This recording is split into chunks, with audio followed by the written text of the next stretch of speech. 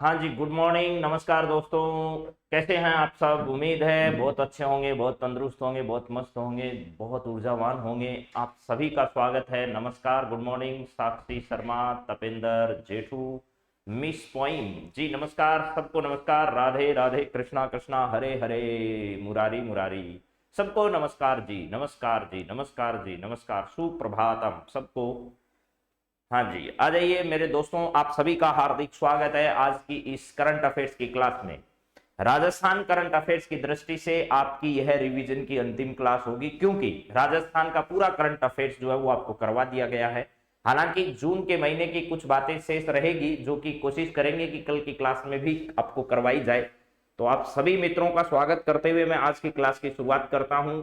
ठीक है जी, Kavita ji good morning, नमस्कार जी। बाल ब्रह्मचारी, बीना, मीना, सबको नमस्कार, गुड मॉर्निंग। चलिए शुरुआत करते हैं। सबसे पहले है, आज असफलता मिली तो क्या, असफलताओं में भी सफलता की तलाश है।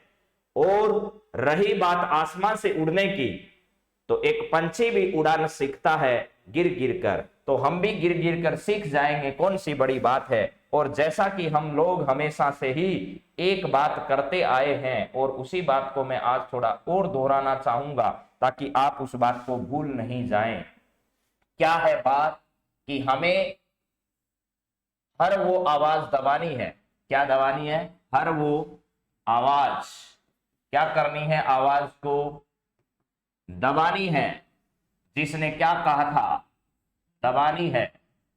जिसने कहा था ना बाबा तुमसे नहीं हो पाएगा, जिसने कहा था, कहा था, क्या कहा था? ना बाबा ना, ना मुन्ना ना, तुमसे ना हो पाएगा, तुमसे ना हो पाएगा, ना हो पाएगा, कोशिश मत कर मुन्ना, मर जाएगा। क्या करेगा ऐसा करके? तो यहां पर है, आपको क्या करना है, उसको मुस्कुराते हुए जवाब देना है कि भैया करेंगे तो हम ही, आपके बस की बात हो या ना हो, लेकिन हम करेंगे। और ये जवाब आपको देना है मुस्कुराकर, मुस्कुराकर आपको जवाब देना है। ठीक है, जुबान से नहीं, अपने काम से देना है जी। सुमन का सनिया, सबको नमस्कार। हाँ जी, चलिए मेरे मित्रों, अब बातचीत की शुरुआत हम लोग करें कुछ इंपॉर्टेंट टॉपिक्स के साथ, जो है वो देखते हैं आगे हमारी बातचीत की शुरुआत कहां से करने वाले हैं। देखिए, इसी महीने में राजस्थान के, जो जून का महीना था, उसमें राजस्थान के राज्यसभा के चुनाव संपन्न हुए हैं। वहां से सवाल अगर कोई लेटेस्ट बनाना चाहेगा पेपर सेटर, तो वो बना सकता है। राज्यसभा के चुनाव जो है वो टोटल 4 सीटों पर हमारे इस बार चुनाव हुए। ठीक है, और यहां पर प्रत्येक व्यक्ति को जीत के लिए जो है वो कितने मत चाहिए थे? जीत के लिए आवश्यक मत जो है वो 41 मतों की आवश्यकता थी मेरे दोस्तों, जिसमें से 3 सदस्य जो वो कांग्रेस पार्टी के और 1 सदस्य बीजेपी पार्टी से इसमें जीत दर्ज करने में सफल रहे। कांग्रेस पार्टी की ओर से मुकुल वासनिक को 43 मत मिले, और रणदीप सुरजेवाला को 42 मत मिले, और प्रमोद तिवारी जो रहे इनको भी 41 मत जो है वो इसमें हासिल हुए हैं। यानी 3 व्यक्ति जो है वो कांग्रेस पार्टी की ओर से राज्यसभा में पहुंच चुके हैं, जिसमें एक नाम मुकुल वासनिक का है, फिर रणदीप सुरजेवाला का है, और फिर प्रमोद तिवारी का है। इसके बाद बात करें बीजेपी पार्टी से, घनश्याम तिवारी जो है वो 43 मत लेकर जो है वो राज्यसभा की सीट पक्की कर चुके हैं। और एक व्यक्ति रहे जिनको बलि का बकरा बनाया गया, वो थे सुभाष चंद्रा। ठीक है, सुभाष चंद्रा एक निर्दलीय प्रत्याशी थे, जो कि बीजेपी के सहयोग से मैदान में उतरे थे, लेकिन वो चुनाव हार गए। ठीक है, ये बात हमें क्या करनी है, ध्यान रखनी है। ये राज्यसभा चुनावों की बात करें तो आपको यह भी पता होना चाहिए कि ये चारों सदस्य जो है वो किन के स्थान पर अब गए हैं राज्यसभा में। तो इनका क्या हो चुका है? इनकी हो चुकी है भैया विदाई। इनकी क्या हो चुकी है? विदाई हो गई है। ठीक है, तो ध्यान रखना, इस विदाई प्रोग्राम में कौन कौन शामिल था? तो ओम माथुर की विदाई हो गई है राज्यसभा से। ठीक है, और इसके अलावा केजे अल्फांसो जो है वो उनकी विदाई हो चुकी है, रामकुमार वर्मा है, हर्षवर्धन सिंह है। ये वो व्यक्ति हैं जो राज्यसभा से क्या हो चुके हैं? रिटायर हो चुके हैं, यानी इनका कार्यकाल समाप्त हो चुका है। Om Mathur, KJ Alphonse, Ramkumar Verma, Harshvardhan Singh. ठीक है, इनका कार्यकाल जो है वो अभी जुलाई में क्या हो रहा है? संपन्न हो रहा है, और इनके स्थान पर नए जो मेंबर्स है वो वहां जाने वाले हैं। अब देखिए जरा, यहां पर राजस्थान की इनमें से जो चुनाव में मत डाले उनमें क्या स्थिति थी, तो 108 विधायक जो है वो तो कांग्रेस पार्टी के थे और 71 विधायक जो है वो बीजेपी पार्टी से और 13 विधायक जो है वो निर्दलीय इसमें थे और आरएलपी के 3 विधायक इसमें थे, माकपा के 2 विधायक थे, बीटीपी के 2 विधायक थे और राष्ट्रीय लोकदल पार्टी के 1 विधायक इसमें शामिल हुए। तो 11 निर्दलीय विधायकों के बलबूते पर ही कौन खड़े हुए थे, तो सतीश चंद्रा जो है वो इनके, ठीक है, हाँ, इनके दम पर ही जो है वो चुनाव लड़ने गए थे कि भाई हम जीत जाएंगे, लेकिन ऐसा हुआ नहीं और चुनाव हार गए। चलिए इसके बाद अगले सवाल पर हम लोग बढ़े, उससे पहले आप लोगों को कुछ और बातें भी बता देते हैं। चलिए अगला पॉइंट्स क्या है हमारा, जरा देखिएगा। यहां पर बहुत ही इंपॉर्टेंट सवालों के साथ साथ भी हम लोग बातचीत करेंगे कि आपको कौन कौन से सवालों पर ध्यान देना है सबसे ज्यादा, जो इस महीने की दृष्टि से सबसे ज्यादा इंपॉर्टेंट रहे। इंग्लैंड की कील यूनिवर्सिटी से संबंधित सवाल है कि इंग्लैंड की कील यूनिवर्सिटी में उपाध्यक्ष बनने वाले रचना ढाका का संबंध यहाँ किस जगह से है, तो ध्यान रखना राजस्थान की एक जगह जिसका नाम क्या, लक्ष्मणगढ़ है। लक्ष्मणगढ़ सीकर से संबंधित है और वहां से हमारे एक विधायक हैं जिनका नाम है गोविंद सिंह जी डोटासरा, जो राजस्थान के पूर्व शिक्षा मंत्री भी रह चुके हैं और वर्तमान में ये राजस्थान कांग्रेस के अध्यक्ष हैं और पीसीसी के चीफ हैं। तो ये रचना ढाका का संबंध कहां से है, लक्ष्मणगढ़ सीकर से है। इन्होंने इंग्लैंड की कील यूनिवर्सिटी जो है उसमें उपाध्यक्ष का पद जो है वो अभी हाल ही में हासिल किया है। मैं फटाफट रिवीजन करा रहा हूं, आप लोगों को ये बातें बहुत अच्छे से समझ में आ जानी चाहिए। अगला सवाल जरा देखिएगा क्या है। अगला पॉइंट हमारे सामने है वो ये है मित्रों कि 9 जून से एनीमिया जांच के लिए मिशन सुरक्षा चक्र किस जिले में चलाया गया। सुरक्षा चक्र जो है वो यह चलाया गया बाड़मेर जिले में, ठीक है। और बाड़मेर जिले में ध्यान रखना मिशन सुरक्षा चक्र जो है वो एनीमिया की जांच हेतु चलाया गया। और एनीमिया जो रोग है वो लोह तत्व की कमी की वजह से होता है, यानी लोह तत्व की कमी की वजह से क्या होता है, एनीमिया रोग होता है, ठीक है।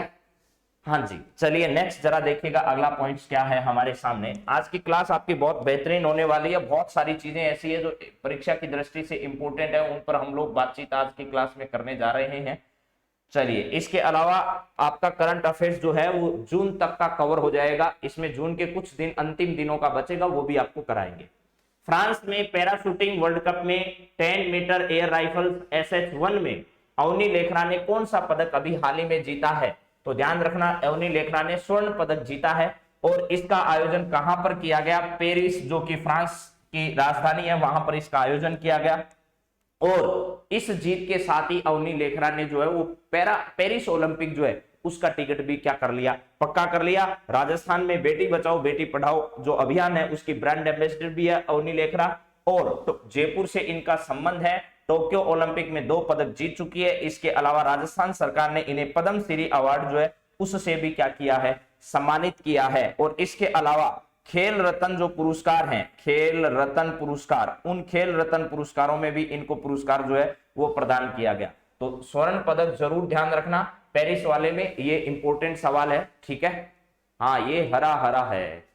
चलिए अगला पॉइंट देखिए क्या है, यहां पर आपका समय भी ज्यादा खराब नहीं हो इस वजह से आपको फटाफट मैं रिवाइज करवा रहा हूं, तो आप जल्दी जल्दी इन चीजों को समझते जाइए।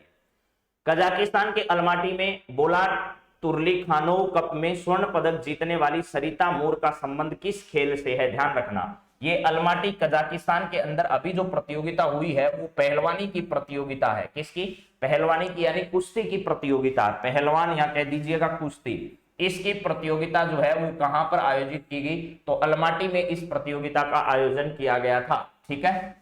अलमाटी में बोलाट तुर्लीखानोव कप में स्वर्ण पदक जीतने वाली सरिता मोर जो है वो कहां की रहने वाली है, तो गंगानगर की रहने वाली है, ये भी आप लोग ध्यान रखना। और गंगानगर से ही यूपीएससी 2021 जो है उसमें 18वीं रैंक हासिल करने वाले रवि का संबंध है, ठीक है। रवि बिश्नोई जो है इनका संबंध भी वहीं से है, ध्यान रखिएगा मेरे दोस्तों। वैसे ये रवि सिहाग लगाते हैं लेकिन रियली में ये रवि बिश्नोई है। चलिए अगले सवाल पर हम लोग बातचीत करते हैं। क्या है नेक्स्ट सवाल आपका, देखिए जरा स्क्रीन पर।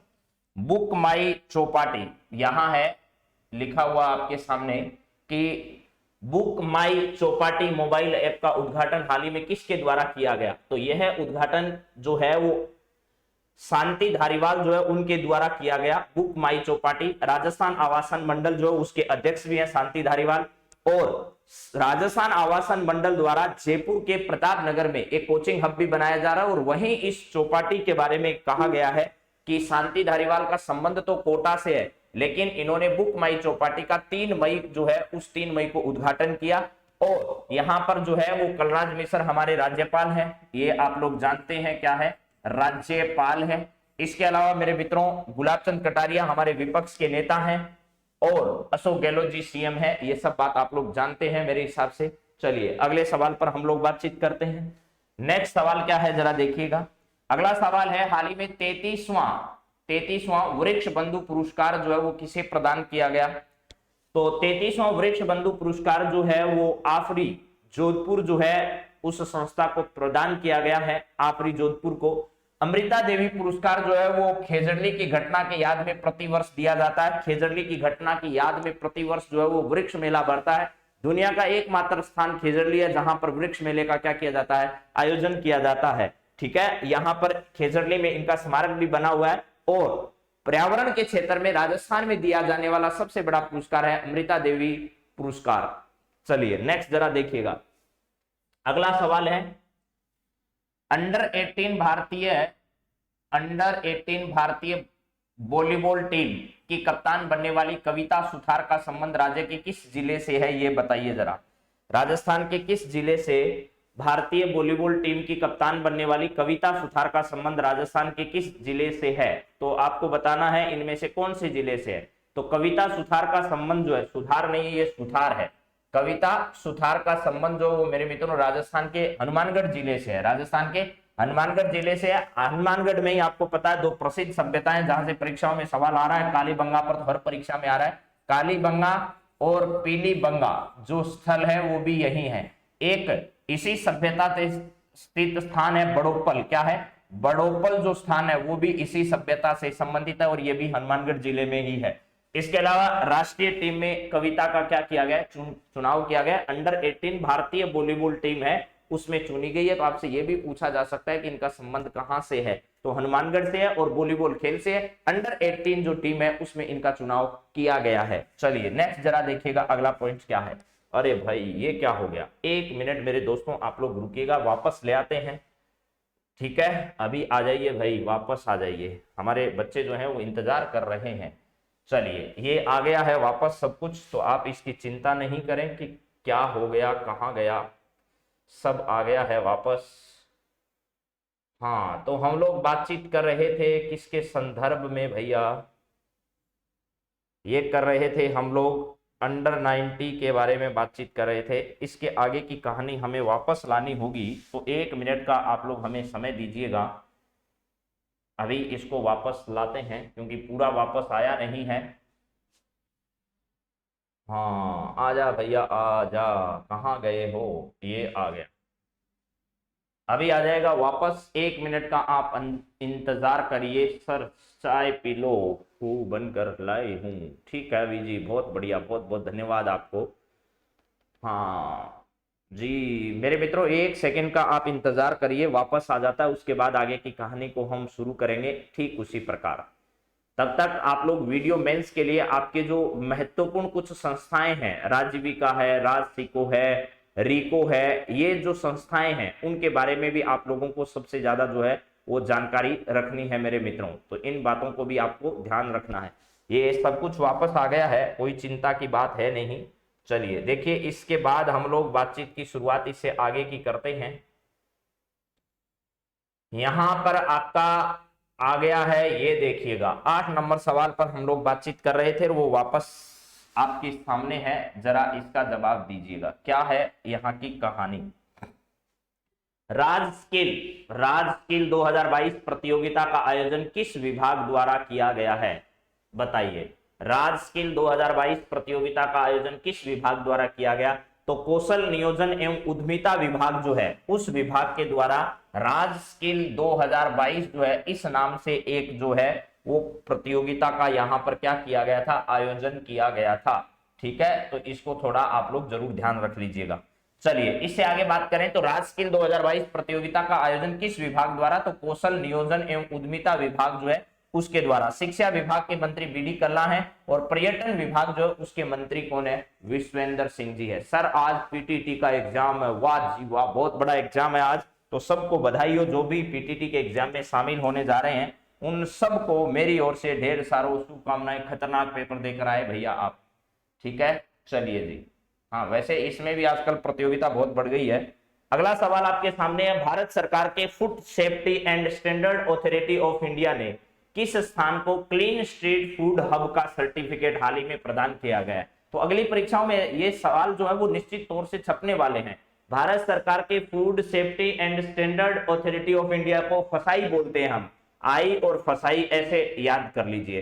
तो फसाई जो है वो एक संस्था है जिसका पूरा नाम है food safety and standard authority of India ने किस स्थान को क्लीन स्ट्रीट फूड हब का सर्टिफिकेट प्रदान किया है। तो यहां ध्यान रखना, मानसरोवर की एक चौपाटी है, मानसरोवर कहां पर है, तो जयपुर में। मानसरोवर जयपुर की चौपाटी को यह क्या कर दिया गया है, यहां पर इस फसाई के द्वारा क्लीन स्ट्रीट फूड हब का सर्टिफिकेट जो है वो अभी हाल ही में प्रदान किया गया है, ठीक है।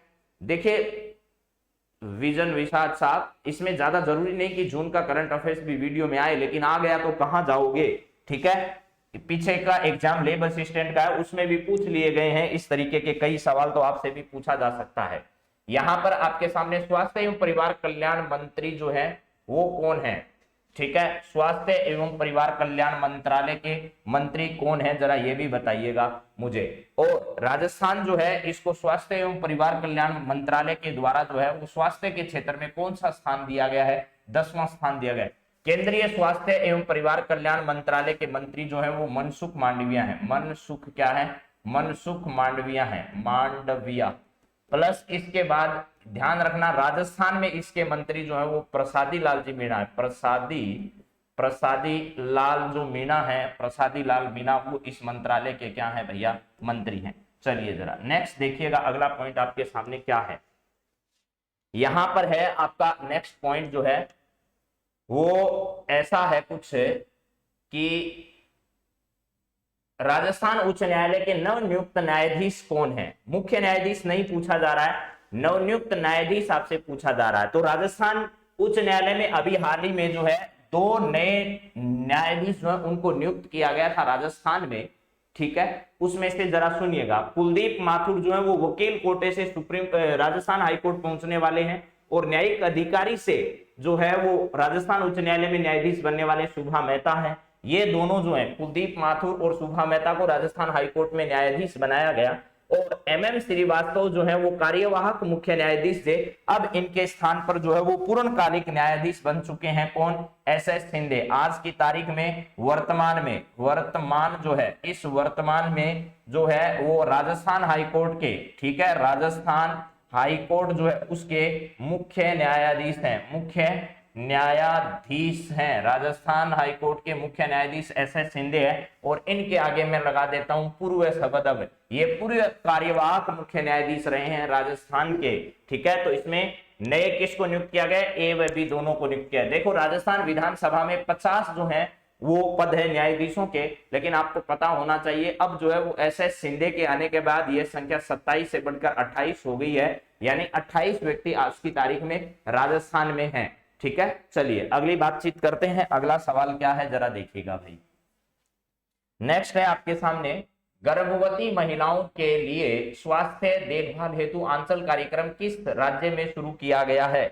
तो गर्भवती महिलाओं की देखभाल के लिए, स्वास्थ्य देखभाल के लिए आंचल कार्यक्रम शुरू करने वाला राजस्थान राज्य है जिसने इस प्रकार की योजना शुरू की है। आंचल कार्यक्रम राजस्थान ने शुरू किया पोषण एवं स्वास्थ्य देखभाल के लिए, पोषण एवं स्वास्थ्य देखभाल के लिए यह योजना क्या की है, इन्होंने शुरू की है। तो महिलाओं के स्वास्थ्य को ध्यान में रखते हुए उनके पोषण और स्वास्थ्य के लिए राजस्थान ने जो है वो गर्भवती महिलाओं के लिए स्वास्थ्य एवं देखभाल के लिए आंचल कार्यक्रम जो है वो शुरू किया है। चलिए नेक्स्ट जरा देखिएगा, अगला पॉइंट क्या है हमारे सामने।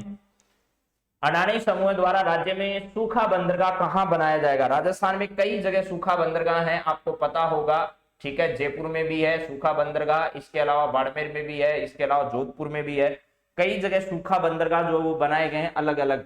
लेकिन ध्यान रखना, मैंने आपसे पूछा है कि अभी अडानी ग्रुप के द्वारा कहां पर बनाया जा रहा है, ये आपको बताया जाना है, ठीक है। तो अडानी ग्रुप, वैसे जयपुर एयरपोर्ट जो है वो अडानी ग्रुप के अंडर है, और जालौर में यह सूखा बंदरगाह जो है वो बना रहा है, सूखा बंदरगाह, ठीक है। तो ये भी ध्यान रखना।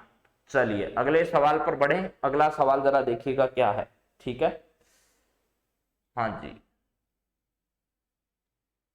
नेक्स्ट सवाल आपका ये रहा, जरा देखो भाई, यहां पर है केंद्रीय स्वास्थ्य एवं परिवार कल्याण मंत्रालय के मंत्री मनसुख मांडविया द्वारा जारी खाद्य एवं सुरक्षा सूचकांक में राजस्थान का स्थान कौन सा है।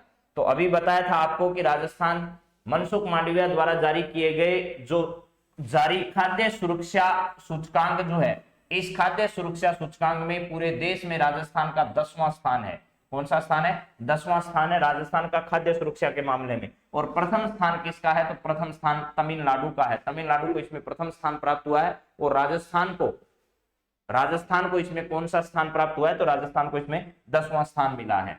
चलिए अगला है द नोट नाम की एक कंपनी है मेरे दोस्तों। किस नाम की? द नोट, इस नाम की एक कंपनी है, और यह कंपनी क्या है? अंतरराष्ट्रीय वेडिंग प्लानिंग कंपनी है। यानी आपको अगर शादी वादी करानी हो तो ये एक इंटरनेशनल संस्था है, जिससे आप अपने वेडिंग की प्लानिंग करा सकते हो कि भाई साहब कैसे कैसे शादी करनी है, कहाँ करनी है, कब करनी है, कैसे करनी है, कौन सा प्रोग्राम कहाँ होगा।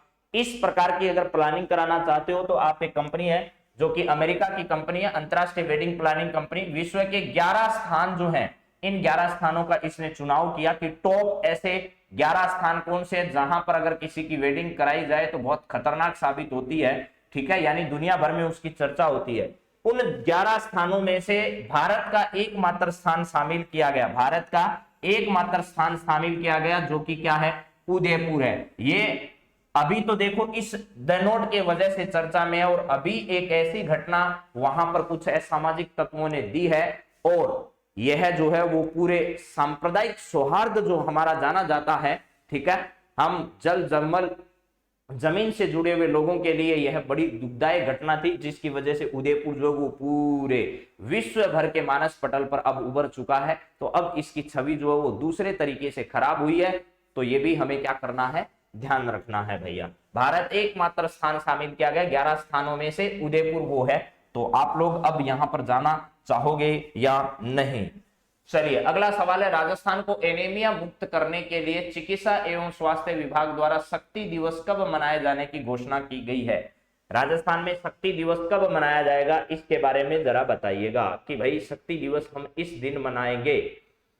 प्रसादी लाल जी मीणा जो है वो राजस्थान में चिकित्सा एवं स्वास्थ्य विभाग के मंत्री हैं। शक्ति दिवस प्रत्येक माह के प्रथम मंगलवार को, प्रत्येक माह जो आएगा उसके प्रत्येक माह के प्रथम मंगलवार को जो है वो कौन सा दिवस, जैसे अब जुलाई आ रहा है, जुलाई का पहला मंगलवार, ठीक है, उस पहले मंगलवार को ही, हाँ जी,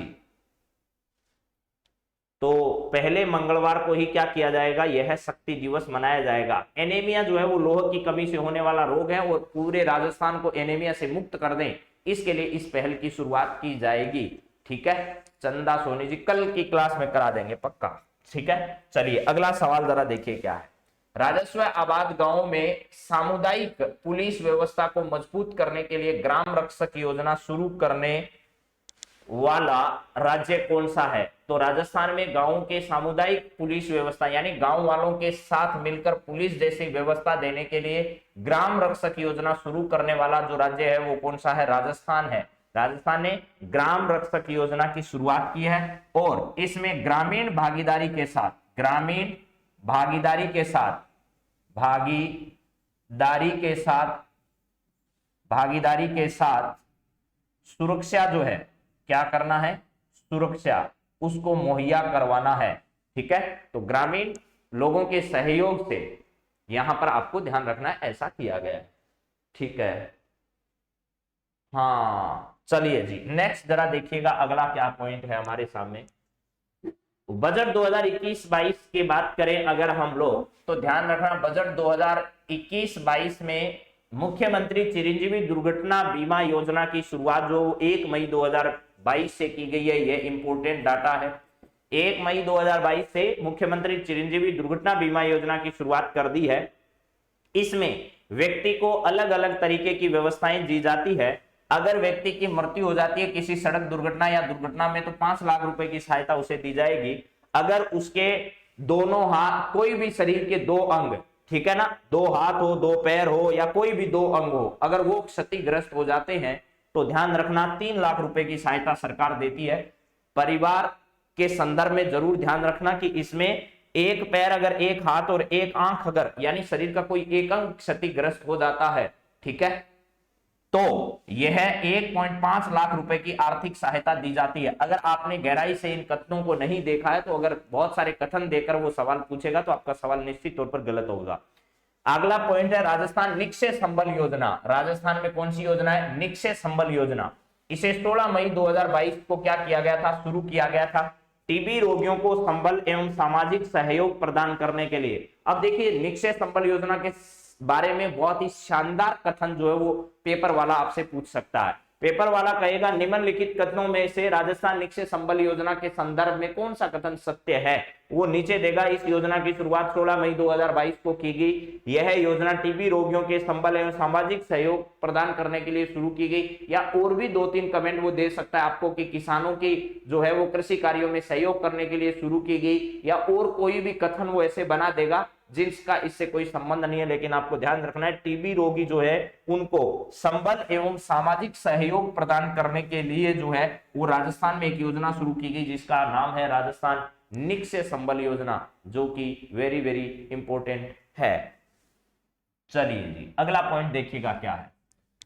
एथलीट फेडरेशन ऑफ इंडिया के उपाध्यक्ष बनने वाले ओलंपिक गोपाल सैनी का संबंध जो है वो राजस्थान से है, ये भी आपको समझना है, ठीक है। राजस्थान में एक खतरनाक जो एथलीट रहे हैं अपने जमाने के गोपाल सैनी, इन गोपाल सैनी को अभी हाल ही में क्या किया गया है? एथलीट फेडरेशन ऑफ इंडिया जो है, एथलीट फेडरेशन ऑफ इंडिया, इसके उपाध्यक्ष का पद जो है वो प्रदान किया गया है। और ये संबंध कहां से रखते हैं? तो राजस्थान से रखते हैं। और ध्यान रखना, आज तक इन्होंने अपने कैरियर की जितनी भी दौड़ लगाई है वो सारी दौड़ जो है वो नंगे पांव लगाई है, यानी किसी भी प्रकार के बड़े महंगे जूतों का इन्होंने इस्तेमाल नहीं किया है। चलिए जी, अगला पॉइंट देखिएगा क्या है। नेक्स्ट पॉइंट आपके सामने है मेरे दोस्तों, मिताली राज ने अंतरराष्ट्रीय क्रिकेट जो है, अंतरराष्ट्रीय क्रिकेट से क्या कर दी है? संन्यास की घोषणा कर दी है मिताली राज ने। आप सब लोग ये बात जानते हैं। देखिए, मिताली राज ने अंतरराष्ट्रीय क्रिकेट से संन्यास की घोषणा की है। इनके संदर्भ में सत्य कथन बताना। इनका जन्म राजस्थान के जोधपुर में हुआ। इन्होंने 200 वनडे मैच खेलने वाली इकलौती महिला क्रिकेटर है। मिताली ने महिला क्रिकेट में सर्वाधिक 10,868 रन बनाए हैं। उपरोक्त सभी कथन क्या हैं? सत्य हैं। तो राजस्थान के जोधपुर से संबंधित है मिताली राज का, एकदम सही है, ठीक है। 200 वनडे मैच इन्होंने खेले हैं, आज तक महिला क्रिकेट के नाम पर सर्वाधिक है। और सर्वाधिक रन मिताली राज ने बनाए हैं, 10,868 रन जो हैं वो मिताली राज के नाम है। चलिए जी, अगले पॉइंट पर बात करते हैं, ठीक है। चलिए, very good very good very good. चलो मित्रों, अगला पॉइंट देखिए क्या है आपके सामने। राज्य का पहला बर्ड पार्क जो है वो कहां पर बनाया गया? देखिए, ये मैंने आपको जिस दिन पढ़ाया था उसी दिन की स्लाइड वापस आपके सामने रखी है। और ये सवाल जो है वो आपसे पूछा जा चुका है लेब असिस्टेंट के पेपर में। अब इनमें से कोई और भी पूछा जा सकता है।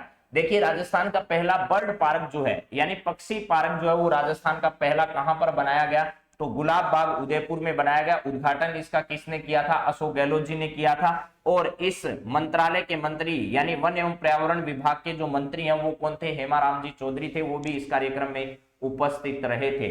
इसके बाद है राजस्थान में एक पार्क खूब चर्चा में है जिसका नाम है तितली पार्क। यह भी कहां बनाया गया? उदयपुर में बनाया गया। इसके अलावा राजस्थान में एकमात्र स्नेक पार्क जो है वो कहां बनाया गया? कोटा में। और कोटा में ही अभेड़ा बायोलॉजिकल पार्क जो है वो राज्य का चौथा बायोलॉजिकल पार्क कहां पर बनाया गया? अभेड़ा कोटा में बनाया गया, जिसका भी उद्घाटन मुख्यमंत्री अशोक गहलोत के द्वारा किया गया था, ठीक है। चलिए जी, अगला पॉइंट देखिए मित्रों क्या है। अगला है लव कुश वाटिका। इको टूरिज्म को बढ़ावा देने के लिए प्रत्येक जिले में एक एक लव कुश वाटिका जो है उसकी क्या की गई है? स्थापना की गई है। राजस्थान में प्रत्येक जिले में इको टूरिज्म को बढ़ावा देने के लिए क्या की जाएगी? एक लव कुश वाटिका की स्थापना की जाएगी। यह घोषणा जो है घोषणा बजट में की गई थी। घोषणा कब की गई थी? घोषणा बजट 2000 जो 22 और 23 का है, उस बजट 2022-23 में इस प्रकार की घोषणा सरकार के द्वारा की गई है। चलिए जी, अगला पॉइंट देखिए क्या क्या है। राष्ट्रीय सहकार मेला 2022 जोहार कला केंद्र में 30 अप्रैल से लेकर के 9 मई तक जो है वो सहकार मेले का आयोजन किया गया था। राजीव गांधी ग्रामीण ओलंपिक गेम्स जो है वो 29 अगस्त से लेकर के 2 अक्टूबर 2022 के बीच में आयोजित किए जाएंगे। राजीव गांधी ग्रामीण ओलंपिक खेल जो है उनका आयोजन किया जाएगा मेरे दोस्तों, ठीक है। इसमें राजस्थान राज्य क्रीड़ा परिषद जो है वो सहयोगी होगी। इसके अलावा युवा एवं खेल मंत्रालय जो है वो इसमें महत्वपूर्ण भूमिका निभाएगा, जिसके मंत्री जो है वो कौन है, अशोक चांदना है। इन दोनों के सम्मिलित प्रयासों से इसका आयोजन किया जाएगा, ठीक है। हाँ जी, चलिए अगला सवाल जरा देखिए क्या है। नेक्स्ट है राजीव गांधी खेल रत्न पुरस्कार योजना। राजस्थान सरकार ने क्या किया है, इस बार जो राजस्थान का खेल रत्न पुरस्कारों के, राजस्थान के खेल पुरस्कार दिए जाते हैं, उन खेल पुरस्कारों में नया पुरस्कार शुरू करने की घोषणा की है, क्योंकि केंद्र सरकार ने राजीव गांधी के नाम पर जो खेल पुरस्कार दिए जाते थे उनको तो नाम बदल दिया, मेजर ध्यानचंद खेल रत्न पुरस्कार कर दिया है। तो अब ये राजस्थान में दिए जाएंगे राजीव गांधी खेल रत्न पुरस्कार, जो कि 29 मई 2022 को इसकी क्या की गई है, घोषणा की गई है कि हम इस प्रकार के पुरस्कार जो है वो प्रदान करेंगे। इसके बाद गुरु वशिष्ठ अवार्ड और महाराणा प्रताप अवार्ड जो है इन दोनों को राजस्थान में दिया जाता है, और राजस्थान सरकार को कृष्णा पुनिया ने यह कहा कि भाई इनकी राशि जो है वो बढ़ाई जाए। तो गुरु वशिष्ठ अवार्ड और महाराणा प्रताप अवार्ड में दी जाने वाली जो 1 लाख रुपए की राशि थी, उस 1 लाख रुपए की राशि को अब बढ़ाकर कितना कर दिया है, ठीक है, बढ़ाकर अब कर दिया है इस राशि को 5 लाख रुपए कर दिया गया है। इसके बाद है fit Rajasthan hit Rajasthan, fit Rajasthan hit Rajasthan, fit Rajasthan hit Rajasthan जो है वो निरोगी राजस्थान अभियान की तर्ज पर शुरू किया गया है, और यह एक किस प्रकार का अभियान है, जागरूकता अभियान है। यह एक क्या है, जागरूकता अभियान है जिसकी शुरुआत की गई है, ठीक है। तो ये आपको ध्यान रखना है कि राजस्थान में निरोगी राजस्थान अभियान की तर्ज पर एक जागरूकता अभियान शुरू किया जाएगा, ऐसी घोषणा की गई है। फिट राजस्थान हिट राजस्थान की तर्ज पर इसे शुरू किया जाना प्रस्तावित है। चलिए जी अगला पॉइंट देखते हैं क्या है। 10 गीगावाट सौर क्षमता स्थापित करने वाला राजस्थान एकमात्र राज्य है पूरे भारत का, यह बात एकदम सही है। 20 सूत्री कार्यक्रम क्रियान्वयन में पूरे देश में प्रथम स्थान हासिल करने वाला जो जिला है वो राजस्थान का कौन सा जिला है, झुंझुनू जिला है। यानी 20 सूत्री कार्यक्रम जो है उसके क्रियान्वयन में प्रथम स्थान प्राप्त करने वाला जिला कौन सा है, झुंझुनू जिला है। राजस्थान के सभी जिलों में झुंझुनू जिला जो है वो टॉप पर रहा है, ठीक है। चलिए जी नेक्स्ट जरा देखते हैं अगला सवाल क्या है, वो भी आपके सामने आ जाता है जी। गुड मॉर्निंग सबको नमस्कार। अरे वाह, मिट्टी बचाओ आंदोलन जो है वो ईसा फाउंडेशन के जो सदगुरु हैं उनके द्वारा शुरू किया गया, और 100 दिन के अंदर इन्होंने लक्ष्य बनाया है कि भाई 27 देशों की हम यात्रा करेंगे, ठीक है। 27 देशों की यात्रा कितने दिन में करेंगे, 100 दिन में करेंगे, और 75 दिन जो है वो 5 जून के इनके पूरे हुए। और 5 जून को कौन सा दिवस मनाया जाता है, पर्यावरण दिवस मनाया जाता है। इस पर्यावरण दिवस के अवसर पर इनके साथ जो है वो प्रधानमंत्री नरेंद्र मोदी कार्यक्रम में उपस्थित हुए, और पर्यावरण दिवस की इस बार की जो थीम है वो वेरी वेरी इंपॉर्टेंट है, ओनली वन अर्थ इसकी थीम रही है। ओनली वन अर्थ जो है वो इसकी क्या रही है, पर्यावरण दिवस की इस बार की थीम है, जो कि इंपॉर्टेंट है आपके लिए। इसके बाद है, ठीक है, क्या है, राजस्थान में पोस्टर विमोचन जो है इसका, राजस्थान में मिट्टी बचाओ आंदोलन का पोस्टर विमोचन भी किया गया, किसके द्वारा, कलराज मिश्र के द्वारा किया गया था, ठीक है। राज्यपाल कलराज मिश्र जी जो है के द्वारा जो है इनके राजस्थान में मिट्टी बचाओ आंदोलन जो है उसका क्या किया गया था, पोस्टर जो है उसका विमोचन किया गया था, ये ध्यान रखिएगा। तो मिट्टी बचाओ तो नाम से स्पष्ट है, मिट्टी को बचाने के लिए यह ऐसा किया गया है। रसगुल्ली जी सुबह 5 बजे से क्लास स्टार्ट हो जाती है, ठीक है। हाँ जी चलिए अगली बात, हाँ एकदम सही कह रहे हो। पर्यावरण के मामले में जो है और अभी हाल ही में जो पर्यावरण सूचकांक जारी किया गया, कौन सा, पर्यावरण सूचकांक, पर्यावरण सूचकांक, उस पर्यावरण सूचकांक के अंदर राजस्थान जो है, इस राजस्थान की 180 देशों में से 180 नंबर आए हैं, यानी अंतिम स्थान किसका है, भारत का है। अंतिम स्थान किसका है, भारत का इसमें रहा है। चलिए अगला सवाल, अगला है फर्स्ट स्मार्ट हेल्थ कियोस्क जो है वो कहां पर स्थापित किया गया है। राजस्थान में पहला स्मार्ट हेल्थ कियोस्क जो है वो कोटा में स्थापित किया गया है। राजस्थान में पहला स्मार्ट हेल्थ कियोस्क जो है, यानी जहां पर आपके हेल्थ से संबंधित सभी प्रकार की जानकारियां जो है वो इकट्ठी की जा सके, एक जगह रखी जा सके, वो सब जो है वो स्मार्ट हेल्थ कियोस्क जो है वो कोटा में स्थापित किया गया है। हाँ जी मंजू, गुड मॉर्निंग, नमस्कार। 180 रैंक, दिनेश धायल, सबको सही है एकदम।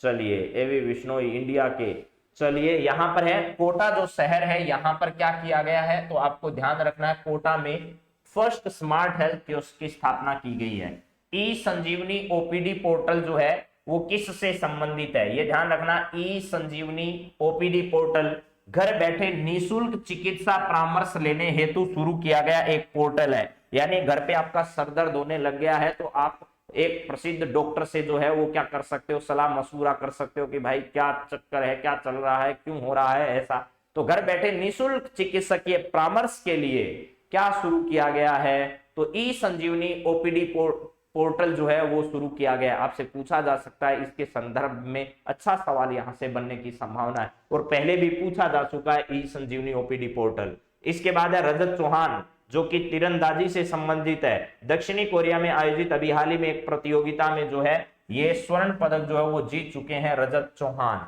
इसके बाद अगले पॉइंट पर बढ़ते हैं। अगला जरा देखिएगा क्या है यहाँ पर, यह है रोहित कुमार। रोहित कुमार कौन है, इनका संबंध कहां से, वो भी जरा सुनिएगा। रोहित कुमार राजस्थान कैडर के अधिकारी हैं और केंद्रीय कैबिनेट में इन्हें संयुक्त सचिव जो है वो बनाया गया है। राजस्थान कैडर के ठीक है अधिकारी है, राजस्थान कैडर के अधिकारी जो है वो कौन है भैया, ये है रोहित कुमार। रोहित कुमार है और केंद्रीय कैबिनेट में संयुक्त सचिव के पद पर इन्हें नियुक्त किया गया। आपको पता है संयुक्त सचिव का पद बहुत बड़ा होता है, ठीक है, तो यहां पर जो है वो इसमें नियुक्त किया गया है। Very good. हंगर इंडेक्स में 101, प्रेस में 150, खुशी में 136, वायु में 3, 37 एनवायरमेंट 180, हाँ 85। चलिए बहुत सारी आपने चीजें याद कर रखी है इसका मतलब। चलो जी अगले सवाल पर हम, हाँ देखो अगला इंपॉर्टेंट सवाल जो है वो क्या है, दो व्यक्ति हैं, एक है निर्मल पंवार और एक व्यक्ति है निरंजन कुमार आर्य। निर्मल पंवार है जो है वो पहले राजस्थान में क्या थे, राजस्थान में भारत स्काउट गाइड के स्टेट कमिश्नर थे। भारत स्काउट गाइड जो है, इस भारत स्काउट गाइड के स्टेट कमिश्नर थे राजस्थान में, लेकिन अब उनको भारत स्काउट गाइड का राष्ट्रीय कमिश्नर बना दिया गया है। अब उनको राष्ट्रीय कमिश्नर बना दिया गया। बहुत ही अच्छा सवाल है, ठीक है। हाँ जी अरे जरूर कराएंगे भाई, चंदा सोनी जी आपको बता दिया है, ठीक है। हाँ राजस्थान कैडर के अधिकारी, ठीक है। चलिए अगला सवाल है, निर्मल पंवार जो है वो भारत स्काउट गाइड में राजस्थान में स्टेट कमिश्नर थे, उन्हें भारत स्काउट गाइड का राष्ट्रीय कमिश्नर बना दिया गया। इसके बाद निरंजन कुमार आर्य जो कि राजस्थान के पूर्व मुख्य सचिव भी रह चुके हैं और साथ साथ में अब वर्तमान में वो राजस्थान के मुख्यमंत्री के सलाहकार हैं। राजस्थान के मुख्यमंत्री के क्या हैं, सलाहकार हैं निरंजन कुमार आर्य जी। उनको वो पहले क्या थे, राजस्थान में स्टेट चीफ कमिश्नर हुआ करते थे, राजस्थान के स्टेट चीफ कमिश्नर हुआ करते थे। अब उन्हें इंटरनेशनल कमिश्नर बना दिया गया है, यानी उन्हें क्या कर दिया गया है, भारत स्काउट गाइड का जो है गाइड का क्या कर दिया गया है, इंटरनेशनल कमिश्नर बना दिया गया है। ये भी हमें ध्यान रखना है, यहाँ स्टेट कमिश्नर से सीधा इंटरनेशनल कमिश्नर और एक को नेशनल कमिश्नर बनाए गए, यानी राजस्थान के दो व्यक्तियों को बहुत ही महत्वपूर्ण पद दिए गए स्काउट गाइड में। और स्काउट गाइड की जो है वो जम्बूरी का आयोजन जो वो कहाँ किया गया, तो रोहटपाली में किया गया था। अभी इसका सवाल जो है वो आ चुका है परीक्षा में और ये भी आपको बहुत बार मैंने पढ़ा रखा है पहले भी, ठीक है। राष्ट्रीय जम्बूरी जो है, राष्ट्रीय जम्बूरी ये आयोजित कहां हुई, तो राष्ट्रीय जम्बूरी का आयोजन कहां पर, रोहटपाली में किया गया। और कल भी मैंने आपको एक बात बताई होगी, नहीं बताई है तो सुन लो। एक बात है, ठीक है, स्काउट गाइड महोत्सव के अंतर्गत जो है वो कहां किया गया, यानी स्काउट गाइड महोत्सव का आयोजन जो है वो बांसवाड़ा में किया गया। कहां पर, जनजातीय महोत्सव जो है वो बांसवाड़ा में आयोजित किया गया, यहां लिख देता हूं, भारत स्काउट गाइड जो है, इस भारत स्काउट गाइड का भारत स्काउट गाइड का जो है वो जनजातीय महोत्सव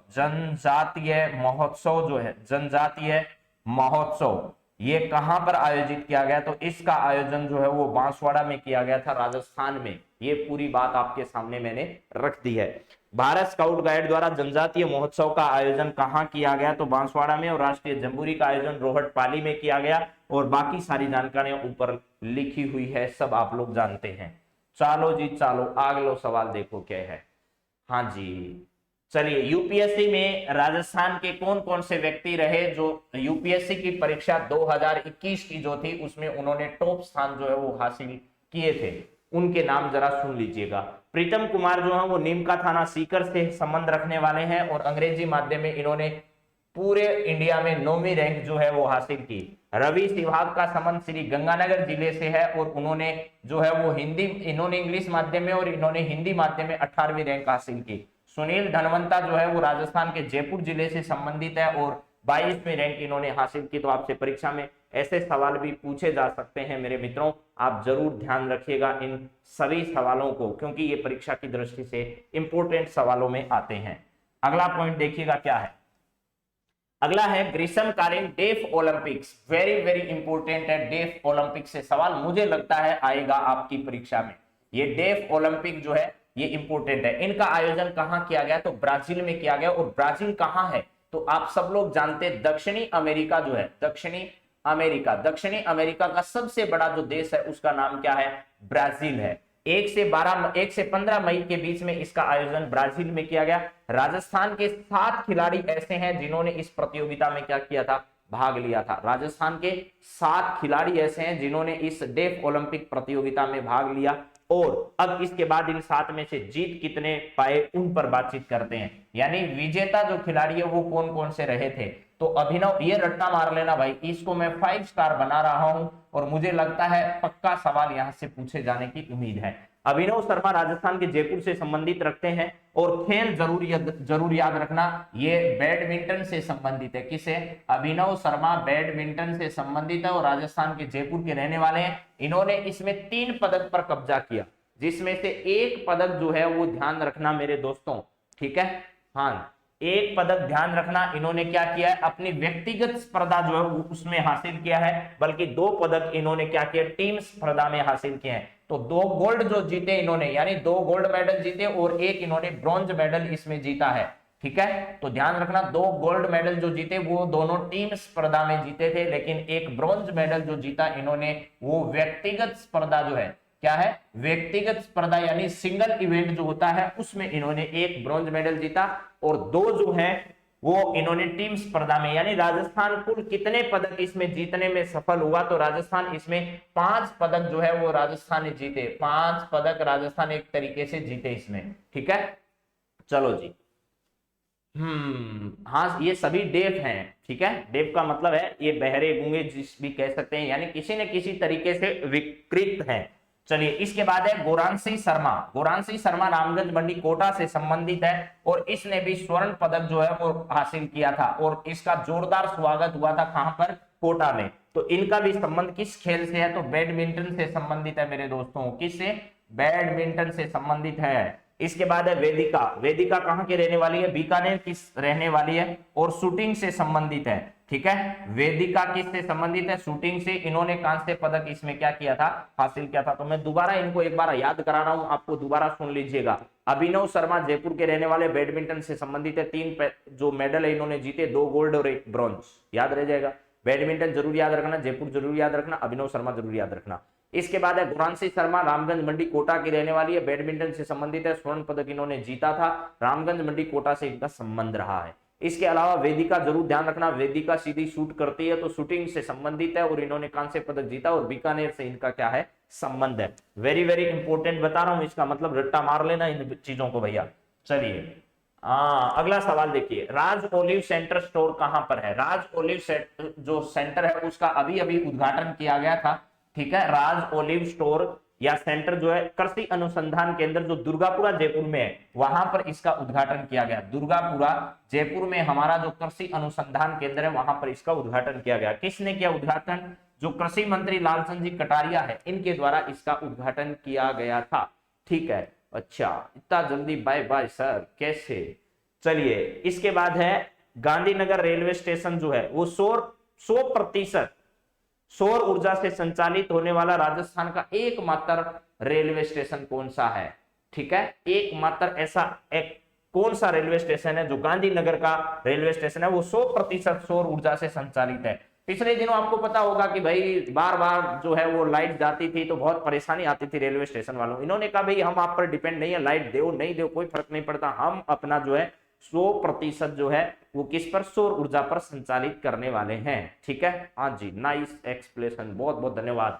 चलिए, इसके बाद गांधीनगर रेलवे स्टेशन जो है ना वो राजस्थान का पहला महिला संचालित रेलवे स्टेशन भी है, यानी महिलाएं जो है महिला संचालित रेलवे स्टेशन भी है। यहाँ टिकट काटने वाली भी महिला है, यहाँ सुरक्षा करने वाली भी महिला है, यहाँ पर पूरा काम देखने वाली महिलाएं हैं, तो महिलाओं द्वारा संचालित। मुझे तो अचंभा आ रहा है कि भाई इतनी महिलाएं कैसे संभालती होगी, अरे कहीं ट्रेन आ जाए इनको पता ही नहीं रहे कि भाई आपको संकेत भी देने थे क्या, ट्रेन को कैसे सिग्नल देते हैं, ये सब भूल गए होंगे, है ना। लेकिन ऐसा नहीं है, ठीक है, अच्छे लोग भी सब जगह हैं। तो महिला द्वारा संचालित इस प्रकार का पहला रेलवे स्टेशन राजस्थान का कौन सा है? गांधीनगर रेलवे स्टेशन है, 100% सौर ऊर्जा से संचालित है। चलिए जी, अगले सवाल पर बातचीत करते हैं। ये सवाल लैब असिस्टेंट के पेपर में छप चुका है और देखिए यह जो है वो मई का करंट अफेयर्स है। इसका मतलब है लैब असिस्टेंट में मई तक का पूछा जा चुका है, तो क्या वीडियो वालों में उनको कोई शंका आती है क्या? हर वीडियो वालों सुन लो ध्यान से, मई 2022 22 मई 2022 का करंट अफेयर्स है, लैब असिस्टेंट के पेपर में पूछा जा चुका है। अब आप अंदाजा लगा लो कि कहां तक का करंट अफेयर्स पूछा जा सकता है। समझ गए मेरी बात? तो 22 मई का करंट अफेयर्स है, जून के महीने में पेपर हुआ है और जून में पूछा जा चुका है, तो अब आप भी सतर्क हो जाइए। चलिए, आमागढ़ लेपर्ड रिजर्व कहां पर है? आमागढ़ लेपर्ड रिजर्व जो है वो जयपुर में है। यही सवाल पूछा गया था लैब असिस्टेंट के पेपर में। इसका उद्घाटन 22 मई 2022 को किया गया था। किसने किया था? तो राजस्थान के मुख्यमंत्री अशोक गहलोत के द्वारा किया गया था। और ध्यान रखना, नोट लगाकर मैंने लिखा है राजस्थान में कितने नेशनल पार्क हैं? तो राजस्थान में 3 नेशनल पार्क हैं। वन्य जीव अभ्यारण्य कितने हैं? तो राजस्थान में 27 वन्य जीव अभ्यारण्य हैं। कंजर्वेशन रिजर्व कितने हैं? राजस्थान में 16 कंजर्वेशन रिजर्व हैं। और 16वां कंजर्वेशन रिजर्व जो है वो कहां पर है? तो 16वां जालोर में है। कहां पर है? जालोर में है, जो कि जंगली गधों के लिए क्या है? प्रसिद्ध है। सफेद गधे हैं शायद यहाँ, ठीक है ना। किसके लिए? सफेद गधे जो हैं, उन सफेद गधों के लिए क्या है? ये प्रसिद्ध है। सफेद गधे जो हैं उन गधों के लिए ये क्या है? प्रसिद्ध है, ठीक है। और ये जरूर ध्यान रखना, जालोर वाला भाई आपसे पूछा जा सकता है, 16वां जालोर में बनाया गया है, ठीक है। हाँ, चलिए, यहां पर है टाइगर रिजर्व जो है वो कितने हो गए? राजस्थान में 4 टाइगर रिजर्व हो गए हैं और चौथा टाइगर रिजर्व आप सभी जानते हैं और ये भी पेपर में छप चुका है, ठीक है। रामगढ़ विषधारी जो है, रामगढ़ विषधारी, यह कौन सा है? चौथा है। और जल्दी आपको 5वें की सुगबुगाहट देखने को मिलेगी। 5वां भी संभव है जल्दी राजस्थान को मिल जाए, वो होगा अगर मिलता है तो कुंभलगढ़, ठीक है। नेक्स्ट नंबर किसका है? कुंभलगढ़ वन्य जीव अभ्यारण्य जो है वो वहां पर आपका टाइगर रिजर्व बनाया जाएगा 5वां, ठीक है। हाँ, जुलाई का तो नहीं पूछेंगे भाई, ऐसा घोर अन्याय तो आपके साथ नहीं करेंगे, ठीक है। चलिए अगले सवाल पर बातचीत करते हैं। अगला है राजस्थान का चौथा टाइगर रिजर्व। अभी अभी आपको इसके बारे में मैंने हालांकि बताया है। राजस्थान का चौथा टाइगर रिजर्व जो है और वो देश का 52वां है। देश का कौन सा है? 52वां टाइगर रिजर्व है और राजस्थान का चौथा टाइगर रिजर्व है। रामगढ़ विषधारी इसका नाम है। ये बूंदी और कुछ भाग भीलवाड़ा का इसमें शामिल किया गया है और 1501.89 वर्ग किलोमीटर इसका टोटल एरिया है। 16 मई 2022 को इसमें गजट नोटिफिकेशन जो है वो क्या किया गया था? जारी किया गया था। और जुलाई 2021 में इसे आधिकारिक रूप से जो है वो मंजूरी मिल चुकी थी। आधिकारिक मंजूरी कब मिली थी? तो जुलाई 2021 में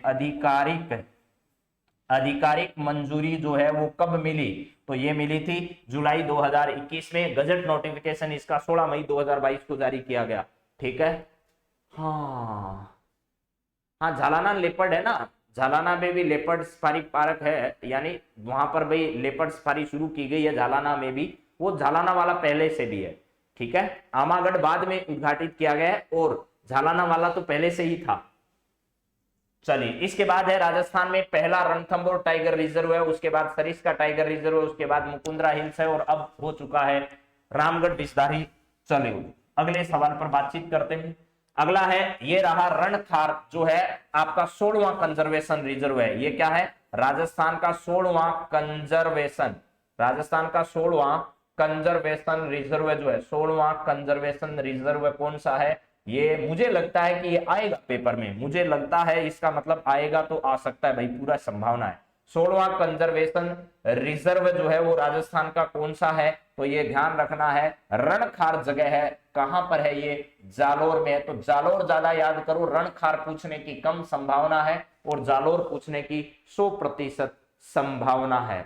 चलिए जी, अगला सवाल है, ई व्हीकल पॉलिसी को मुख्यमंत्री ने मंजूरी प्रदान की। बजट 2019-20 में यह कहा था कि हम इलेक्ट्रिकल व्हीकल जो है उनके लिए एक नई पॉलिसी लेकर आएंगे, उसकी मंजूरी दे दी है। इन्वेस्ट राजस्थान समिट 2022 का आयोजन जो है वो 7 से 8 अक्टूबर 2022 को किया जाएगा। कहां पर किया जाएगा? जयपुर में किया जाएगा। सीतापुरा एग्जीबिशन सेंटर जो है एंड कन्वेंशन सेंटर, वहां इसका आयोजन होगा। ये कई बार होते होते होते होते जो है वो कैंसिल होता गया, कैंसिल होता गया। अब इसका आयोजन होना है 7-8 अक्टूबर को। ठीक है जी। चलो अगली बात करते हैं। नेक्स्ट पॉइंट आपका क्या है?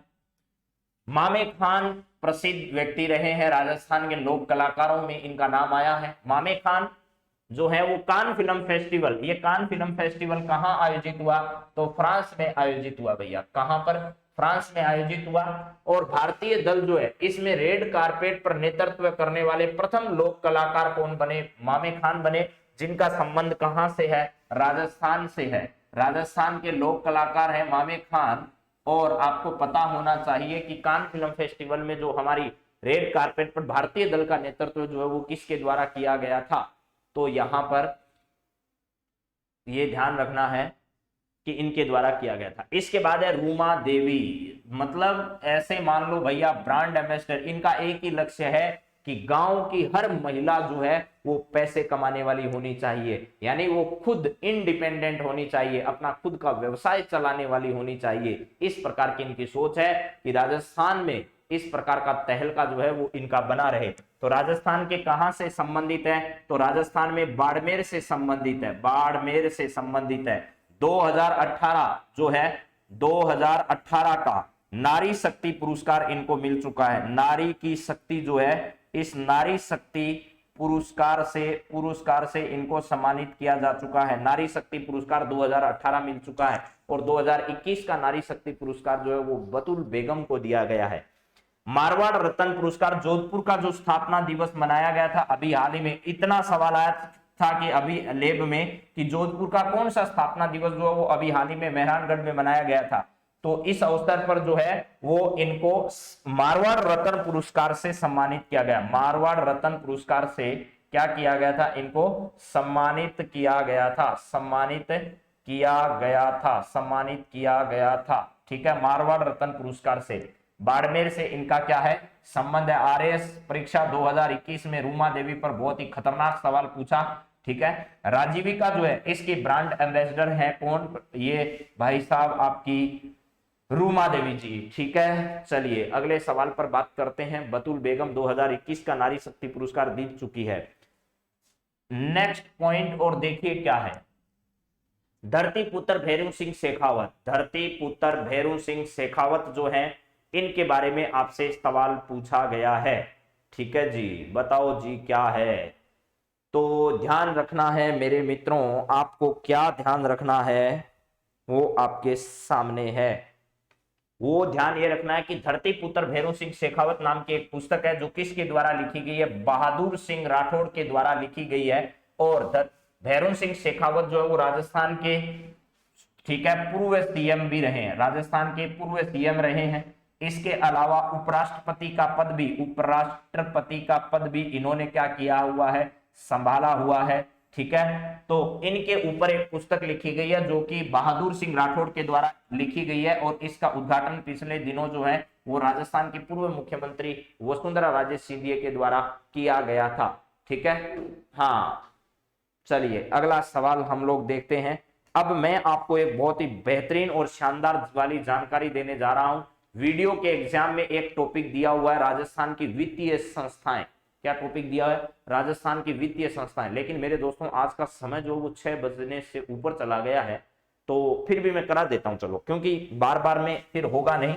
एक व्यक्ति है, चलिए इनके बारे में बाद में बात करेंगे। पहले हम लोग जो है वो आज की इंपॉर्टेंट बात जो है वो राजस्थान के वीडियो एग्जाम में आने वाला एक टॉपिक है, वीडियो मेंस, ठीक है। वीडियो मेंस का एक टॉपिक है राजस्थान की वित्तीय संस्थाएं। वित्तीय संस्थाएं ऐसा उसमें दे रखा है, वित्तीय संस्थाएं। इनके संदर्भ में मैं आपको एक महत्वपूर्ण टॉपिक जो वो करा रहा हूं, फटाफट इसको आप लोग समझ लीजिए, ठीक है। हाँ, अब है राजस्थान वित्त निगम जो है उससे शुरू करते हैं। सबसे पहले RFC, राजस्थान वित्त निगम, इसका नाम है राजस्थान वित्त निगम, ठीक है। पहला पॉइंट है। दूसरा पॉइंट है, ये संस्थाएं जरूर पढ़कर जाइएगा आप लोग। इसके बाद है राजस्थान खादी एवं ग्रामोद्योग आयोग। राजस्थान खादी एवं ग्रामोद्योग आयोग, ग्रामोद्योग आयोग, ठीक है, इसको भी जरूर पढ़ना है। इन दोनों की स्थापना जो है वो 1955 में की गई है। इसकी भी 1955 में, इसकी भी 1955 में। एक की स्थापना जनवरी 1955 में की गई है और एक की स्थापना अप्रैल 1955 में की गई है। इतना याद कर लोगे तो भी मेरे हिसाब से बहुत अच्छा है, ठीक है। एक की स्थापना जनवरी 1955, एक की स्थापना अप्रैल 1955 में की गई है। इसके अलावा तीसरा जो टॉपिक है वो है आपका राजसिको, फिर ठीक है, राजसिको, राजस्थान ग्रामीण आजीविका मिशन जो है उसका पूरा नाम है, और ये शॉर्ट में राजसिको, ठीक है। राजसिको की स्थापना जून 1961 में की गई है। जून 1961 में राजसिको की स्थापना की गई। इनके बारे में मैं पूरी डिटेल से बातचीत करने वाला हूं, ठीक है। इसके बाद है रिको की स्थापना जो है 4 नंबर है रिको की स्थापना 1980 में की गई है। वैसे देखिए रिको के बारे में आपको 2 डाटा मिल सकते हैं, लेकिन अभी आप इतना ही समझिए कि जनवरी 1980 में रिको की स्थापना की गई है। जनवरी 1980 में रिको की स्थापना की गई है।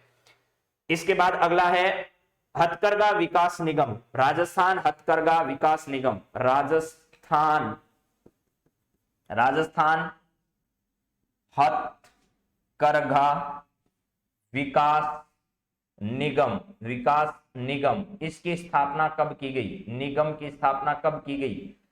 और छठा और अंतिम टॉपिक जो इसका रहेगा वो है रूडा, ठीक है। क्या है? रूडा है, राजस्थान गैर कृषि अभिकरण जो है उसके बारे में है। तो 1984 में तो हथकरघा आयोग निगम जो उसकी स्थापना की गई मार्च 1984 में, मार्च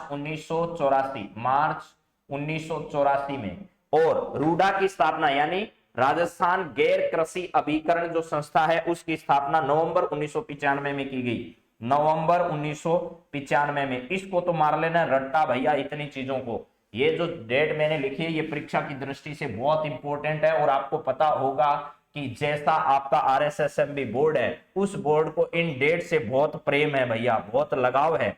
डेट है, डाटा है, इन सब से उसको इतना प्रेम है, इतना मोह है कि बच्चों को अपने मोह जाल में फंसाने में उसको बिल्कुल भी दिक्कत नहीं आती है। तो राजस्थान वित्त निगम की स्थापना 1955 में की गई। राजस्थान खादी एवं ग्रामोद्योग आयोग की स्थापना अप्रैल 1955 में की गई। राजसिको की स्थापना जून 1961 में की गई। और हथकरघा रिको की स्थापना 1 जनवरी 1980 को की गई। और राजस्थान हथकरघा विकास निगम की स्थापना जो है वो मार्च 1984 में की गई। रूडा की स्थापना राजस्थान गैर कृषि अभिकरण के नाम से चर्चित है, नवंबर 1995 में इसकी स्थापना की गई। अब मैं इनके बारे में थोड़ी थोड़ी आपको डिटेल भी बताना चाह रहा हूं कि आपको थोड़ी डिटेल इनकी पता चल जाए तो आपको थोड़ा अच्छा लगे, थोड़ा आपका भला हो जाए। हालांकि मैंने राजस्थान वित्त निगम पर अलग से एक वीडियो आपको उपलब्ध करवा रखा है, ठीक है। आपको अलग से उपलब्ध करा रखा है। किसका? राजस्थान वित्त निगम पर अलग से एक पूरा वीडियो मैंने बनाकर आपको पहले ही उपलब्ध कराया, लेकिन आप लोग देखते नहीं हो क्योंकि आपको जरूरत नहीं है। ठीक है। और राजस्थान जो हथकरघा विकास निगम है, इसके बारे में भी ज्यादा बातचीत है नहीं। मार्च 1984 में इसकी स्थापना की गई। और कहां पर की गई इसकी स्थापना? इसकी स्थापना जयपुर में की गई। कहां पर? इसकी स्थापना जयपुर में की गई। और सूती वस्त्र जो है, सूती वस्त्र उद्योग, उस सूती वस्त्र उद्योग को बढ़ावा देने के लिए, सूती वस्त्र उद्योग को बढ़ावा देने के लिए इसकी स्थापना की गई है। तो इसके बारे में इतनी ही जानकारी है। देखिए पांचवा टॉपिक जो है, राजस्थान हथकरघा निगम, मार्च 1984 में स्थापना, जयपुर में इसकी स्थापना की गई और सूती वस्त्र उद्योग को बढ़ावा देने के लिए ऐसा किया गया है। ठीक है। और राजस्थान खादी एवं ग्रामोद्योग जो आयोग है, इसके बारे में भी इतनी बात है कि गांधी जी के जो खादी के संदर्भ में विचार थे, गांधी जी के खादी के संदर्भ में जो विचार थे, उन विचारों को आगे बढ़ाने के लिए और खादी को बढ़ावा देने के लिए अप्रैल 1955 में क्या की गई थी? इसकी स्थापना, राजस्थान खादी एवं ग्रामोद्योग आयोग की स्थापना 1955 में की गई थी। ये दो संस्थाएं तो आपको ज्यादा याद करने की भी जरूरत नहीं है और इनके संदर्भ में वैसे भी और ज्यादा जानकारियां है भी नहीं।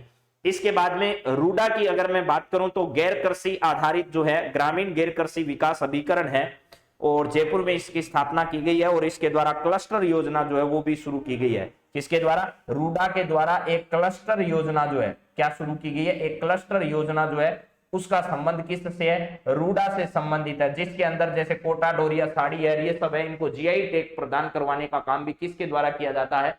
ठीक है, ये जो है वो रूडा के द्वारा किया जाता है। रूडा जो है वो नवंबर 1995 में स्थापना की गई। इसके द्वारा क्लस्टर योजना शुरू की गई है। कहां कहां पर? तो कोटा डोरिया साड़ी के लिए जो है वो कोटा में शुरू की गई है और बाड़मेर काशीदा कारीकारी के लिए बाड़मेर में और ताल छापर में हस्तशिल्प उत्पाद के लिए और बानसूर में चर्म उत्पादन जो है उसके लिए ऐसा किया गया है। ठीक है। हाँ, ऐसा सगड़ा जयपुर में ही है भाई जी। इन सब की स्थापना जो है वो जयपुर में भी की गई है। जयपुर से बाहर इनमें कोई नहीं है, यानी क्षेत्रीय कार्यालय अलग अलग हैं इसके रिको के, लेकिन एक मुख्य कार्यालय इन सब के कहां पर है? जयपुर में ही है। इनकी स्थापना जयपुर में ही की गई है। तो मेरे हिसाब से आपको राजस्थान वित्त निगम जो है वो ये तो पूरा पहले से ही पढ़ा दिया गया है। अभी दो संस्थाओं की बात जो है वो आपको देखना है। अब मैं सबसे ज्यादा बातचीत जो है वो करना चाह रहा हूं किसके बारे में? राज सिको के बारे में। ठीक है। रिको के बारे में भी जनवरी 1980 में स्थापना की गई है और राजस्थान में जो मध्यम और वृहद उद्योग है उनको क्या करने का? ऋण प्रदान करने का काम किसका है? तो आपको ध्यान रखना है वो काम है रिको का। लेकिन हम लोग राज सिको के बारे में बात करेंगे आज। राज सिको, इसके बारे में मैं बातचीत करना चाह रहा हूं थोड़ी सी। राजस्थान लघु उद्योग निगम इसका पूरा नाम है। राजस्थान लघु उद्योग निगम, लघु उद्योग निगम, ये इसका क्या है? पूरा नाम है। राजस्थान लघु उद्योग निगम इसका पूरा नाम। इसके बाद ध्यान रखना मेरे दोस्तों, हस्तशिल्पियों को प्रोत्साहन करना, हस्तशिल्पियों को प्रोत्साहन करना, वह वित्तीय सहायता प्रदान करना, वह वित्तीय सहायता प्रदान करना, वह वित्तीय सहायता प्रदान करना इनका मुख्य लक्ष्य रहा है।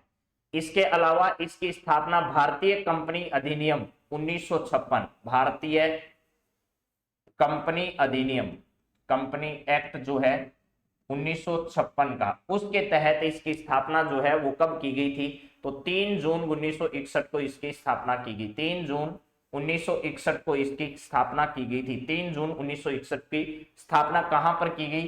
तो जयपुर में इसकी स्थापना की गई। मुझे उम्मीद है कि आपको ये बात समझ में आ गई होगी।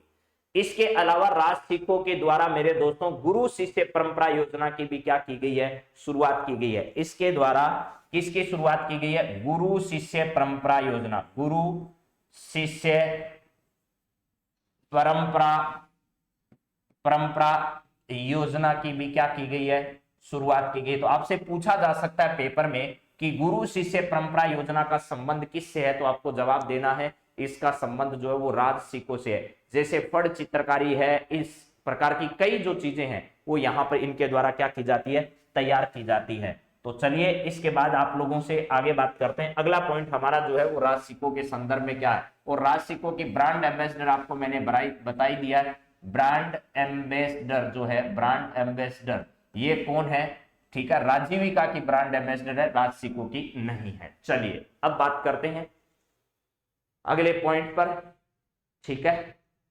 राज सिक्कों और राजीविका दो अलग अलग हैं, इनको मिक्स मत कर दीजिएगा वरना गड़बड़ हो जाएगी, ठीक है। फड़ चित्रकारी से संबंध वो है, वो भी गुरु शिष्य परंपरा से है, जो कि शाहपुरा भीलवाड़ा की है, और कोटा बूंदी की चित्रकला है, मारवाड़ चित्रकला है, और उस्ता कला जो चित्रकला है, उन सब का संबंध जो गुरु शिष्य परंपरा से रहा है। इसके अलावा इसी राजसिकों के द्वारा क्या किया जा रहा है मेरे दोस्तों, कुछ सूखा बंदरगाह और एयर कार्गो कॉम्प्लेक्स बनाए गए। एयर कार्गो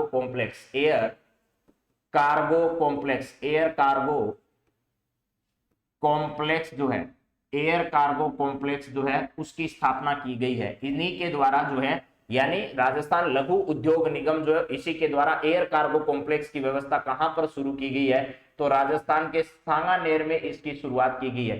सांगानेर कहां पर है, तो जयपुर में, वहां पर इसकी क्या की गई है, शुरुआत की गई है। कब की गई थी, 1979 में शुरुआत की गई थी, ठीक है। यह किसके द्वारा की गई थी, तो यहां लिख देता हूं, राज सिक्कों के द्वारा शुरू की गई थी। रूमा देवी वाला राज सिक्कों नहीं है, राजीविका है, और ये राज सिक्कों है, ठीक है। ये दोनों में अंतर आपको नहीं समझ में आया तो फिर मामला गड़बड़ हो जाएगा। इसके अलावा जो है वो नेक्स्ट पॉइंट आपका है सूखा बंदरगाह। कौन सा है, सूखा बंदरगाह या inland port, inland container depot जो है, इसकी शुरुआत भी राजस्थान में कहां पर की गई। इनलैंड का मतलब ये सूखा बंदरगाह है, क्या है, शुष्क बंदरगाह। यहां पर है शुष्क बंदरगाह जो है वो कहां पर बनाए गए हैं, राजस्थान में। या इनलैंड कंटेनर डिपो जो है वो राजस्थान में 1989 में एक बनाया गया, इसके बाद में 1995 में बनाया गया, इसके बाद में 1999 में बनाया गया, और एक 2000 में बनाया गया। कहां कहां पर बनाए गए जरा समझ लो। 89 में पहला बनाया गया था मानसरोवर में। मानसरोवर कहां पर है भैया, मानसरोवर है जयपुर में, यहां पर बनाया गया था पहला। इसके बाद में बासनी जोधपुर में बनाया गया दूसरा। बासनी कहां पर है भैया, बासनी है जोधपुर में, वहां पर बासनी जोधपुर में बनाया गया था दूसरा। हाँ जी, चलिए इसके बाद है मेरे दोस्तों, अगला बनाया गया था भिवाड़ी अलवर में। भिवाड़ी कहां पर भैया, अलवर में। और इसके बाद 2000 में बनाया गया था कहां पर, भीलवाड़ा। और अभी आपको बता दिया मैंने कि भैया आपके जो अडानी ग्रुप है उसके द्वारा जालोर में भी बनाया जा रहा है। जालोर में भी किसके द्वारा बनाया जा रहा है, तो अडानी ग्रुप जो है वो जालोर में बना रहा है। तो ये सारी जानकारियां आपको क्या करनी है, रट्टा मार लेनी है भयंकर तरीके से, और आपका बड़ा हो जाएगा उसी में। तो मेरे मित्रों, आज मैंने बहुत सारी जानकारियां आपके सामने रखने की पूरी कोशिश की है, और मुझे उम्मीद है कि आज की जानकारी आपको पसंद आई होगी। अगली क्लास में कुछ बेहतरीन जानकारियां लेकर आपके सामने, कल की क्लास में मैं एक तो जनगणना जो है उसको रिवाइज करा दूंगा आपको, इसके साथ साथ राजस्थान की महत्वपूर्ण फ्लैगशिप योजनाएं जो है उनके संदर्भ में कल की क्लास में मैं बातचीत करूंगा, ठीक है। तो आप सभी इन सभी जानकारियों को ध्यान रखना कि भैया क्या होगा। इसका कोई ब्रांड एम्बेसडर नहीं है, चंदा सोनी जी इसका ब्रांड एम्बेसडर नहीं है, राजीविका की ब्रांड एम्बेसडर है। तो आप सभी मित्रों को बहुत बहुत धन्यवाद है। अगली क्लास में आप लोगों के साथ फिर मुलाकात करेंगे, कुछ नए तथ्य, कुछ नई जानकारियां, और कल की क्लास भी बहुत बेहतरीन होने वाली है। इसकी आपको मैं पहले से ही जानकारी दे देता हूं कि बचा खुचा जो भी है वो सब आपको रिवाइज कराएंगे कल की क्लास में। तो आप सभी को बहुत बहुत धन्यवाद। कविता जी आपको भी धन्यवाद, और पेट्रोन स्टान क्या नाम है, बीके राजा भी आपको भी धन्यवाद। कविता मीना है क्या, ठीक है। चंदा सोनी, बीके राजा, सबको नमस्कार, धन्यवाद। आप सभी का दिन मंगलमय हो, इसी आशा के साथ कि कल वापस मुलाकात करेंगे ठीक इसी समय 5 बजे। तो आप सभी को have a nice day, thank you, धन्यवाद।